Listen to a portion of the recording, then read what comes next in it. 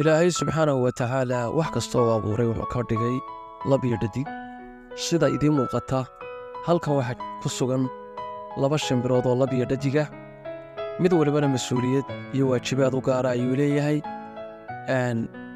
dhadig waxa hawsheeda ugu badan ay tahay marka ay beedka dhasho waa inay ku fadhidaa oo kulayl ku simaaya inuu beedku dilaacay siisaa, sidaa laajigeed iyadoo ma soo ugaadhsanayso.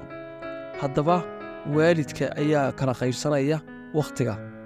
carruurta waa la quudiyaa oo afka ayaa loogu soo qaadaa, sida aad arkayso afka ayay gu guraysaa, mid walbana wixiisa ayay siinaysaa, kumana khaldamayso.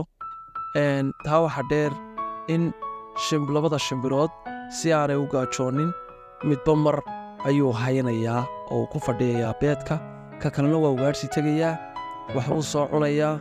marka uu wax soo cuno waxa uu u soo qaadaya carruurtu waxay cunaan marka beedku dilaaco.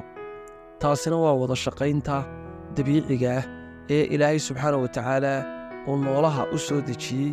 innagana diinteenna ay noo sheegayso in ninkana waajibkiisu yahay carruurta inuu u soo shaqeeyo oo wixii ilaahay ugu soo dhibo u keeno, gabadhuna ay carruurta tarbiyad wanaagsan iyo hayn iyo korinta ay u xilsaarnaato.